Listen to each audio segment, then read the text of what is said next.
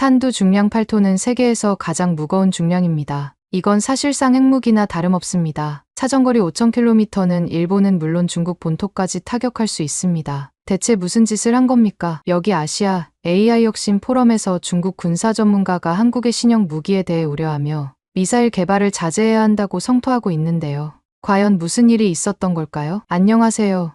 저는 미국 실리콘밸리 퓨처펀드라는 벤처 캐피털에서 일하고 있는 케이트라고 합니다. 우리 회사 퓨처펀드는 작지만 강한 회사로 특히 AI, 빅데이터, 클린테크 분야의 스타트업에 주로 투자하고 있죠. 저는 이 중에서도 AI 분야를 담당하고 있어요. 매일 수십 개의 피치덱을 검토하고 유망한 스타트업 창업자들과 미팅을 가지는 게 제 주요 업무랍니다. 그러던 어느 날 상사인 마이클이 제게 특별한 임무를 하나 주었어요. 베이징에서 열리는 글로벌 테크 서밋 2024와 이어서 한국 서울에서 열리는 아시아 AI 혁신 포럼에 참석하라는 거였죠. 이 서밋은 전 세계 테크 업계에서 가장 주목받는 행사 중 하나인데 특히 이번에는 중국의 AI 기업들이 대거 참가한다고 하더라고요. 알리바바, 텐센트, 바이두, 화웨이 같은 중국의 테크 공룡들이 자신들의 최신 AI 기술을 선보일 예정이라고 해요. 그리고 한국 출장은 작년에는 없었지만 올해 추가가 된 일정이었습니다. 마이클의 말에 따르면 우리 회사에서 투자를 고려 중인 스타트업이 있는데 이 회사가 최근 네이버 AI 기술을 활용하기로 결정했다고 해요.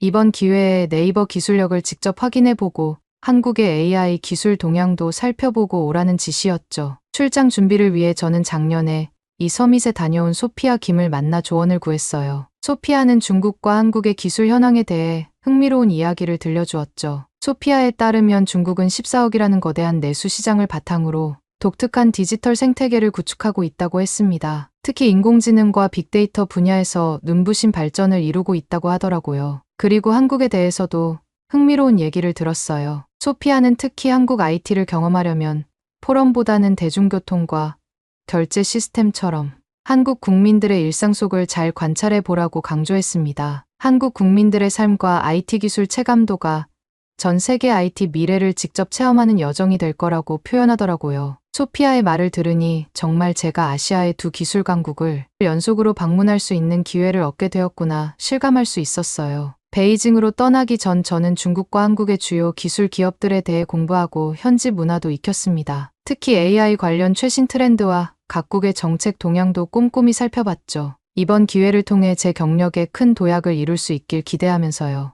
이렇게 철저히 준비한 끝에 드디어 베이징 다신 국제공항에 도착했답니다. 공항에 발을 딛는 순간 활기 넘치는 도시의 분위기가 온몸으로 느껴지더군요. 하지만 세부적으로는 부족한 모습들이 보이면서 기대와는 조금 달라졌어요. 2019년에 개장했다는 이 공항은 겉보기에는 현대적이었지만 내부 시설은 생각보다 낡아 보였거든요. 에스컬레이터 몇 개가 고장 나 있었고 안내 전광판도 간간히 깜빡거렸습니다. 왜 수리를 이렇게 늦게 하는 걸까? 사람들이 많이 이용하는 곳인데 괜찮을까 하는 생각이 머릿속을 스쳐 지나갔습니다. 이런 광경을 보며 제가 상상했던 중국의 미래 도시의 모습과는 조금 다르다는 걸 느꼈어요. 그렇게 호텔로 향하는 택시를 기다리며 주변을 둘러보고 있을 때 누군가 제 이름을 불렀어요. 케이트 씨, 맞죠? 고개를 돌려보니 한 남자가 환한 미소로 다가오고 있었습니다. 그는 자신을 원우라고 소개했는데 퓨처펀드에서 투자를 고려 중인 한국 스타트업의 CEO더라고요. 옆에는 왕밍이라는 중국인 남성도 있었는데 그는 이번 서밋의 중국 측 주최자 중 한 명이라고 했습니다. 세 명이서 택시를 함께 타고 호텔로 향했어요. 왕밍은 차 안에서 계속 중국의 IT 기술에 대해 열정적으로 이야기했습니다. 중국 IT 기술에 대한 자부심뿐만 아니라 중국과 베이징에 대한 자부심도 큰 것 같더라고요. 5G 네트워크가 전국에 깔려있고 AI가 일상 곳곳에 적용되어 있다나 뭐라나 게다가 모바일 결제로 모든 게 해결된다며 자랑하더군요. 저는 그렇게 자부심 높으면서 공항 에스컬레이터는 왜 안 고치는지 의문이 들긴 했지만 처음부터 그런 질문을 할 수 없어서 그냥 참고 왕밍의 이야기를 경청했습니다. 어쨌든 그렇게 호텔에 도착해서 짐을 풀고 나니 배가 고파졌어요. 왕밍이 근처에 유명한 베이징 덕 전문점이 있다며 저녁 식사에 초대했죠. 원우와 저는 흔쾌히 동의했고 저희 3명은 15분 정도 걸어서 취안주더라는 레스토랑에 도착했습니다. 자리에 앉자마자 원우와 왕밍은 곧 있을 글로벌 테크 서밋에 대해 이야기를 나누기 시작했어요. 원우는 이번 서밋의 주요 주제가 AI와 5G 기술이 될 것 같다고 말했습니다. 그러자 왕밍은 동의하면서도 자신은 개인적으로 폴더블 스마트폰 기술에 더 관심이 있다고 했어요. 게다가 화웨이가 최근 출시한 3단 폴더블 폰에 대해 자랑스럽게 언급하며 세계 최초로 3단으로 접을 수 있는 폰이라고 강조했습니다. 저는 호기심이 생겨 자세한 특징에 대해 물었고 왕밍은 눈을 반짝이며 열정적으로 설명하기 시작했습니다. 그런데 갑자기 왕밍이 삼성을 깎아내리는 발언을 하면서 삼성은 아직 2단계 접는 폰밖에 못 만들었다면서 화웨이가 한 수 위라고 말하더라고요. 그러자 원우가 차분하게 반박했습니다. 삼성도 곧 3단 폴더블 폰을 출시할 예정이며 폴더블 폰 시장에서는 오히려 삼성이 애플보다 세계 1위 시장 점유율을 가지고 있다고 말이죠. 이 대화를 듣고 있자니 기술 경쟁이 국가 간 자존심 대결로 번지는 것 같아 불편한 마음이 들었습니다. 그때 마침 베이징 덕이 나왔어요. 배가 고파서 어서 한 젓가락 하려고 했는데 저는 정말 충격적인 것을 목격하고 젓가락을 놓아버리고 말았습니다. 젓가락에 무슨 추상화처럼 의문의 얼룩이 보였어요. 심지어 젓가락 자체도 기름때처럼 번들번들 미끄러워서 잡을 때마다 찝찝해서 도저히 밥을 먹고 싶지 않더라고요. 결국 용기를 내어 젓가락이 미끌거린다고 말하며 새 것으로 바꿔달라고 요청했어요. 그런데 왕밍의 반응은 더 충격적이었습니다. 중국 요리는 원래 기름지니 괜찮다며 중국에 왔으니 중국식을 따르라고 말했는데 위생관념의 차이에 다시 한번 놀랐어요. 그래도 저는 곧 참석하게 될 글로벌 테크 서밋의 분위기를 해치고 싶지 않아 그냥 참았습니다. 배는 고팠지만 젓가락이 미끌거려서 거의 먹지 못했고 대신 물만 마시면서 시간을 보냈어요. 이렇게 첫날부터 문화적 차이를 실감하게 되니 앞으로의 일정이 걱정되기 시작했습니다. 그러다 문득 궁금증이 생겨 원우 씨에게 한국의 IT 기술에 대해 물었습니다. 원우는 눈을 반짝이며 열정적으로 설명하기 시작했어요. 한국은 구글이 전 세계 검색 시장을 장악한 가운데 유일하게 네이버에게 1위를 내어준 곳이라고 말했습니다. 심지어 중국에서도 바이두가 고전하는 상황과는 대조적이라고 덧붙였죠. 게다가 AI 분야에서도 네이버가 한국 시장을 완벽히 장악하고 있다며 자랑스럽게 말했어요. 원우는 이어서 네이버의 AI가 한국어 처리에서 세계 최고 수준이며 중국의 거대 기업들도 따라오지 못하는 수준이라고 강조했습니다. 특히 전문 분야에서 더욱 뛰어난 성능을 보인다고 했어요. 그때 왕밍이 끼어들어 반박했습니다. 중국의 AI 기술도 세계적 수준이며 특히 안면인식 기술은 이미 상용화되어 있다고 주장했어요. 또한 중국의 시장 규모가 한국보다 훨씬 크기 때문에 발전 가능성도 더 크다고 말했습니다. 그러자 원우는 다시 반박했어요. 시장 규모만으로 기술력을 판단할 수 없으며 네이버의 AI는 단순히 기능적인 면뿐만 아니라 윤리적 측면에서도 앞서 있다고 설명했습니다. 특히 개인정보 보호와 AI 윤리 준수에 있어 네이버가 세계적으로 인정받고 있다고 강조했어요. 이 논쟁을 지켜보며 저는 한국이 중국보다 IT 기술에서 뛰어나다는 인상을 받았습니다. 특히 네이버의 AI가 한국어와 한국 문화에 깊이 뿌리 박혀 있어 글로벌 기업들이 범하기 쉬운 문화적 오류를 완벽히 피해간다는 점이 인상 깊었습니다. 이는 구글이나 중국 기업들이 아직 해결하지 못한 과제였지만 오직 한국에서만 해결했죠. 원우의 이야기를 들으며 한국의 IT 기술이 단순히 따라가는 것이 아니라 세계를 선도하고 있다는 걸 깨달았어요. 중국의 과장된 선전과는 달리 한국은 실질적인 기술력으로 세계 시장에서 최고의 자리를 차지하고 있었습니다. 그렇게 식사를 마치고 나왔을 때 베이징의 밤거리는 해가 지고 어둑어둑해진 상황이었고 우리는 천천히 호텔 방향으로 같이 걸어갔습니다. 그러다 원우가 잠시 화장실에 다녀오겠다며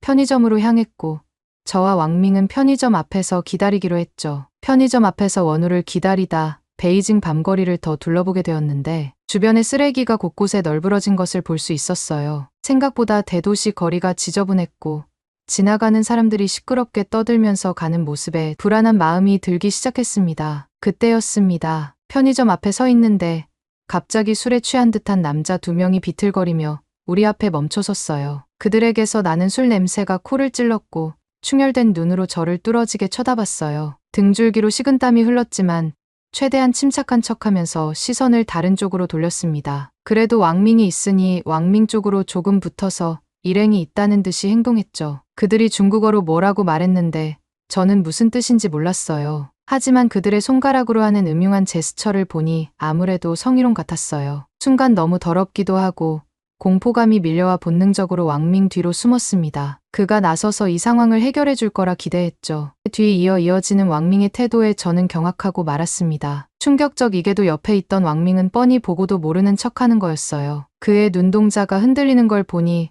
분명 상황을 인지하고 있었지만 입술을 깨물며 고개를 돌려버렸죠. 아까 자신있게 중국 기술을 자랑하던 모습과는 180도 다른 태도였어요. 그 순간 저는 깊은 배신감과 절망감을 동시에 느꼈습니다. 심장이 빠르게 뛰기 시작했고 숨이 가빠졌어요. 이대로 큰일이 날지도 모른다는 생각에 온몸이 떨려왔습니다. 왕밍에 대한 실망감과 낯선 환경에 대한 두려움, 그리고 무력감이 한꺼번에 밀려왔어요. 공포에 질린 채 왕밍 뒤에 숨어있던 저는 떨리는 손으로 폰을 꺼내 원우에게 연락하려 했습니다. 하지만 왕밍이 그토록 자랑하던 5G 네트워크가 이 좁은 골목에서는 전혀 작동하지 않았어요. 화면에 노 서비스라는 문구만 깜빡거리는 것을 보며 절망감이 밀려왔습니다. 속으로 정말 왕밍에 대한 욕과 중국에 느려터진 기술력의 깊은 짜증과 절망감이 동시에 밀려왔어요. 그때 마치 구원자처럼 원우가 나타났습니다. 화장실에서 돌아온 그는 상황을 단번에 파악하고 단호한 표정으로 술 취한 남자들에게 다가갔습니다. 원우의 눈빛에서 강인함이 느껴졌고 그의 모습에 안도감이 들었어요. 원우가 저를 부드럽게 잡아당겨 자신의 뒤로 숨겼을 때 술 취한 남자 중 한 명이 갑자기 원우의 어깨에 손을 올리려 했어요. 그 순간 원우가 번개처럼 빠르게 남자의 손목을 잡아 비틀었고 고통스러운 비명과 함께 그 남자는 바닥에 주저앉고 말았어요. 다른 한 명은 원우의 날카로운 눈빛에 눌려 그 자리에 얼어붙은 듯 서 있었습니다. 이 모든 상황이 눈 깜짝할 사이에 벌어졌어요. 위기를 모면한 후 깊은 안도감을 느끼고 원우에 대한 고마운 마음이 들었습니다. 어떻게 그렇게 빨리 순식간에 상대를 제압하고 눈빛으로 압도하는지 듬직한 모습에 마음이 든든해졌습니다. 스타트업 CEO인데 저런 호신술은 어떻게 실전에서 익힌 건가 궁금해졌습니다. 반대로 동시에 왕밍에 대한 엄청난 분노와 실망감도 밀려왔습니다. 그가 아무런 도움도 되지 못했다는 사실, 그리고 그가 그토록 자랑하던 5G 기술이 정작 필요한 순간에 쓸모없었다는 점이 충격적이었어요. 그래서인지 다음 날 서밋에서 중국 담당자의 발표를 들으면서 저는 이미 경험한 현실과 너무나 동떨어진 그의 말들에 집중할 수 없었습니다. 화려한 수치와 장밋빛 전망 속에 숨겨진 현실의 모습이 계속 떠올랐어요. 중국 기술의 허점과 과장된 선전을 직접 경험한 터라 그의 말을 듣는 둥 마는 둥 했죠. 이 사건 이후 저는 하루빨리 원우의 나라 한국으로 가고 싶어졌어요. 진정한 IT 강국의 모습을 직접 보고 싶었거든요. 그렇게 베이징에서의 충격적인 경험 이후 곧이어 한국을 방문하기로 했습니다. 마음 한구석에서는 불안감도 있었지만 원우에 대한 신뢰와 한국 IT 기술에 대한 호기심이 그 불안을 눌렀죠. 원우가 한국의 발전상을 직접 보여주겠다며 제안했을 때 저는 망설임 없이 동의했어요. 그런데 뜻밖에도 왕밍이 동행하겠다고 나섰습니다. 왕밍은 중국의 AI 기술 현황에 대해 아시아 AI 혁신 포럼에서 간단히 소개할 예정이라고 말하더군요. 그의 눈빛에서 불안과 열등감이 역력했지만 저는 그저 고개를 끄덕였을 뿐이에요. 그렇게 저희는 한국으로 향했고 인천국제공항에 발을 딛는 순간부터 중국과는 다르게 미래로 시간 여행을 온 듯한 느낌이 들었습니다. 자동 출입국 심사대에서 생체 인식 기술로 여권과 얼굴을 대조하는 데 걸린 시간은 고작 30초였거든요. 왕밍이 중국의 안면인식 기술을 자랑했던 게 떠올랐지만 이건 차원이 달랐습니다. 효율성과 정확성이 완벽하게 조화를 이루고 있었습니다. 공항에서 서울 시내로 향하는 길도 충격과 놀라움의 연속이었습니다. 공항철도에 탑승하자마자 눈에 띈 건 무료 와이파이 안내문이었어요. 원우에게 이 와이파이에 대해 물어봤더니 모든 사람이 무료로 사용할 수 있으며 속도도 매우 빠르다고 했습니다. 실제로 접속해보니 서울역까지 이동하는 내내 인터넷 연결이 단 한 번도 끊기지 않았고 고화질 동영상도 버퍼링 없이 부드럽게 재생되었죠. 베이징에서 5G를 자랑하던 왕밍의 말이 무색해질 정도로 한국의 무료 와이파이는 안정적이고 빨랐습니다. 지하철을 갈아타는 과정은 또 다른 충격의 연속이었어요. 역사대 곳곳에 설치된 디지털 안내판에서는 실시간으로 열차 도착 정보가 업데이트되고 있었고 심지어 각 칸의 혼잡도까지 색깔로 표시해주고 있었습니다. 이를 보고 저도 모르게 감탄사가 튀어나왔어요. 이 정도까지 세심한 정보를 실시간으로 제공하다니 한국의 IT 기술력과 품질에 정말 감동했습니다. 그런데 더 놀라운 건 한국 사람들의 무심한 반응이었습니다. 이런 놀라운 기술의 혜택을 누리면서도 마치 당연한 듯 일상을 보내는 모습이 신기했어요. 원우에게 이에 대해 물어보니 이미 일상이 된 거라고.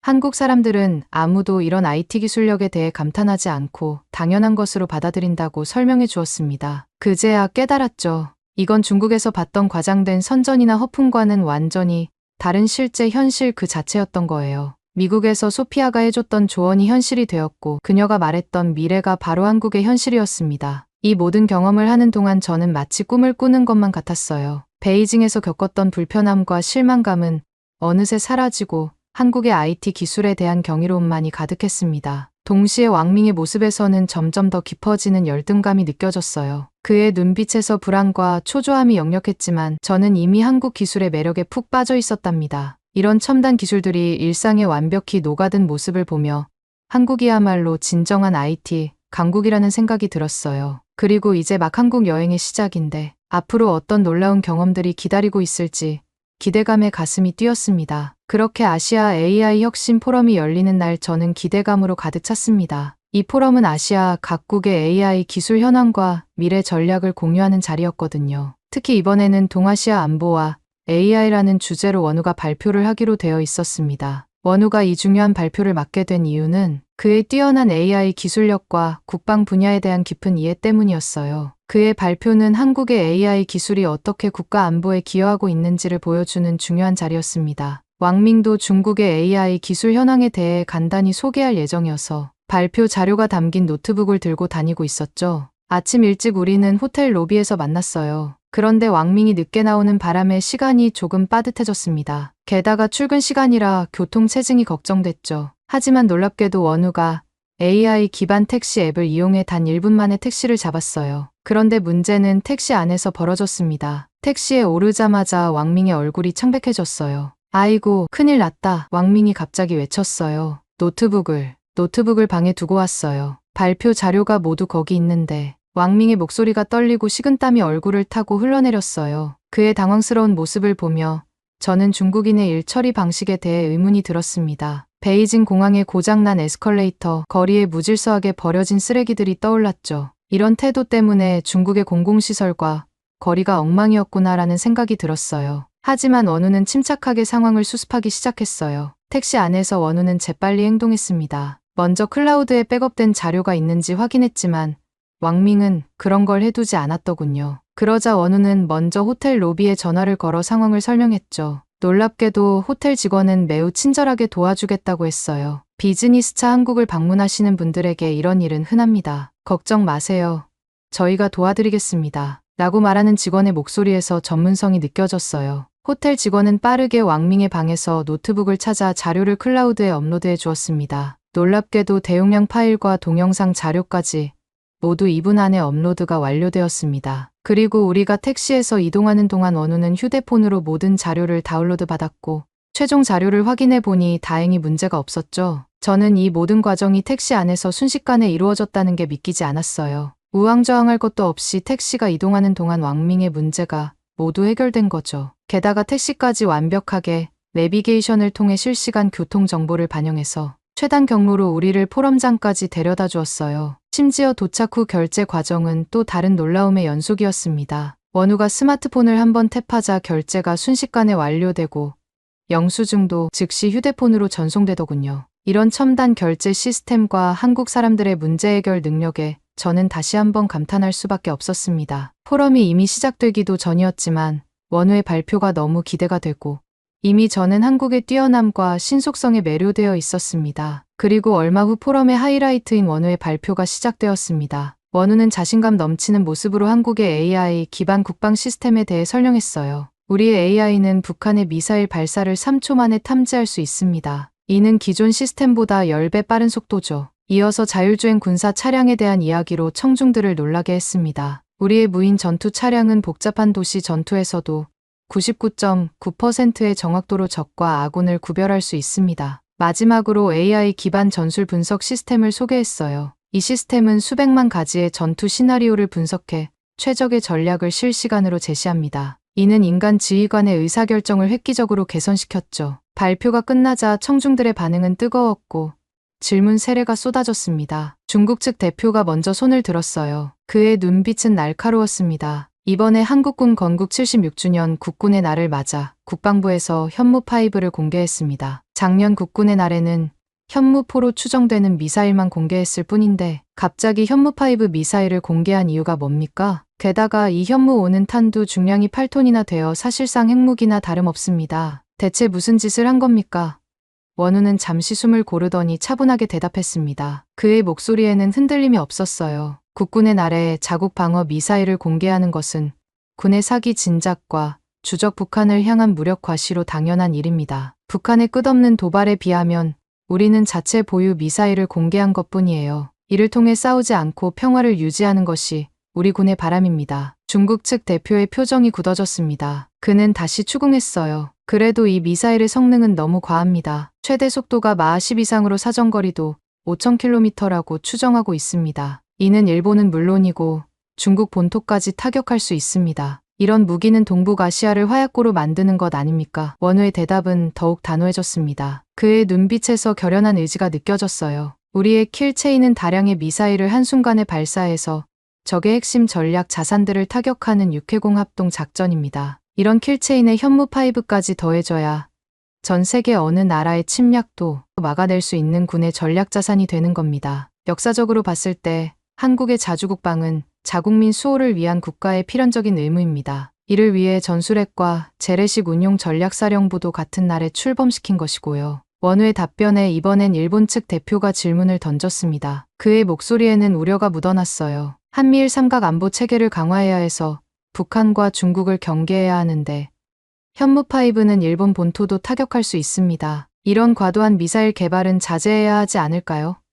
원우는 잠시 생각에 잠기더니 역사적 맥락을 들어 설명하기 시작했습니다. 그의 목소리에는 깊은 통찰력이 담겨 있었어요. 과거의 우방이 훗날에는 적이 될 수도 있습니다. 국제관계는 역동적으로 변하며 한중일 관계도 그래왔습니다. 한국은 과거 일본의 제국주의 침략으로 35년간 식민 지배를 당했고 중국의 간섭은 3,000년이 넘습니다. 최근 러시아 우크라이나 전쟁, 이스라엘 레바논 갈등 등을 보면 휴전국가인 한국이 미사일 전력을 강화하는 것은 당연한 자주국방 의지 표현입니다. 현무 중량이 8톤으로 세계 최고 중량을 자랑하는 것 또한 핵개발을 했을 때 굳이 소형화하지 않아도 미사일에 간단히 탑재가 가능하도록 하는 것입니다. 게다가 현무5의 타격 오차도 10m 내외로 일본이든 북한이든 어느 국가의 지하 벙커 깊숙한 곳까지 정밀하게 타격이 가능합니다. 한국군은 대륙간 탄도 미사일도 2,500발 이상을 가지고 있기 때문에 현무5가 이를 최종적으로 보완하는 역할을 수행하여 한국의 미사일 전력을 공개만으로도 동북아시아의 평화를 유지하는 수단이 될 것입니다. 원우의 대답이 끝나자 포럼장은 잠시 정적에 휩싸였습니다. 원우의 논리 정연한 설명에 반박할 여지가 없어 보였어요. 저는 이 순간 한국의 기술력과 원우의 지식에 깊은 감명을 받았습니다. 그런데 한편으로 왕밍의 표정이 눈에 띄었어요. 그는 할 말을 잃은 듯 했지만 동시에 얼굴이 붉어지고 있었죠. 마치 열등감이 폭발하려는 듯한 모습이었습니다. 질의응답이 끝나고 우리 셋이 함께 있을 때 왕밍은 여전히 중국의 우수성을 억지로 드러내려 했어요. 그는 중국의 5G 기술이나 인공지능 발전 속도를 언급하며 어떻게든 한국을 앞선다는 점을 강조하려 했죠. 하지만 그의 말은 이미 설득력을 잃어버린 것 같았어요. 제가 한국의 뛰어난 기술력을 다시 한번 언급하자 왕밍의 얼굴이 일그러졌습니다. 그러더니 갑자기 저를 향해 물었죠. 설마 케이트 씨는 미국인이라 한국을 동맹국으로 여겨 감싸는 건가요? 그의 목소리에는 짜증과 불만이 가득했습니다. 저는 더 이상 참을 수 없었어요. 감정이 북받쳐 목소리가 약간 떨리면서도 단호하게 대답했습니다. 왜 끝까지 그렇게 찌질한 태도를 보이는 거예요? 중국 불량배들이 나타났을 때 도망간 당신과 달리 원우 씨는 용기 있게 저를 지켜줬어요. 한국은 그렇게 자국민을 보호하는 자주국방국입니다. 그 후 당신은 제가 괜찮은지 물어보지도 않았죠. 이런 행동들이 중국 사람들의 국민성을 나타내는 거예요. 당신이 한 행동을 생각해보세요. 저의 단호한 말에 왕밍의 얼굴이 창백해졌고 그는 더 이상 아무 말도 하지 못한 채 자리를 떠났습니다. 그리고 나중에 원우와 단둘이 있을 때 저는 궁금증을 참지 못하고 물었어요. 그날 밤 불량배의 손목을 제압한 기술은 어디서 배운 거예요? 군사 지식도 정말 해박하시던데. 제 목소리에는 존경심과 호기심이 가득 담겨 있었죠. 원우는 겸손한 미소를 지으며 대답했습니다. 저는 대한민국 육군 병장 출신이에요. 한국에서 군 복무를 마친 남자라면 이 정도는 기본이에요. 군대에서 기본적인 호신술과 구호 활동을 다 배웁니다. 게다가 저는 현무3 정비병이었습니다. 그래서 미사일에 대한 애정과 파괴력을 잘 알고 있죠. 그러면서 원우가 재미있는 소식을 덧붙였어요. 그런데 케이트 재미있는 소식이 있어요. 왕밍이 자랑하던 화웨이 3단폰이 출시 일주일 만에 접다가 부서지는 영상이 SNS에 올라왔대요. 기술력은 안 되는데 허풍만 심했던 거죠. 사실 저는 처음부터 알고 있었지만 처음부터 분위기를 망치고 싶지 않아 모른 척했어요. 저는 원우의 말을 듣고 감탄을 금치 못하며 말했습니다. 왕밍은 술 취한 사람이 저한테 다가올 때 모른 척했는데 원우 씨는 뒤에 있을 더 큰 일을 위해 모른 척한 거네요. 정말 대단해요. 저는 원우의 배려심과 성숙함에 다시 한번 감동하며 이 경험을 통해 깊은 깨달음을 얻게 되었습니다. 실력 없이 과장만 하면 언젠가는 들통나는 법이라는 것, 그리고 기술의 진정한 가치는 허풍이 아닌 실력에서 나오고 그 실력은 평화를 위해 쓰여야 한다는 것을요. 한국의 기술력과 원우의 성품에 대한 존경심은 더욱 깊어졌고 앞으로의 한국과 한국 기업에 대한 애정이 더욱 기대되기 시작했습니다. 물론 미국으로 돌아가서 한국 스타트업 투자도 신속하게 진행되어야겠죠. 저에게 짜릿하고 놀라운 경험을 하게 해준 원우 씨와 대한민국 정말 감사합니다. 오늘 사연은 여기까지입니다. 어떻게 들으셨나요? 대한민국의 핵심 미사일 전력 현무5의 파괴력이 대단하네요. 주변국에서 저렇게 무서워할 정도면 우리 국방력도 그만큼 대단하다는 거겠죠. 오늘 사연이 재미있으셨다면 구독 버튼 한 번만 꼭 눌러주세요. 자유롭게 댓글도 많이 달아주시고요. 저는 더 좋은 사연으로 찾아뵐게요. 감동도서관이었습니다. 감사합니다.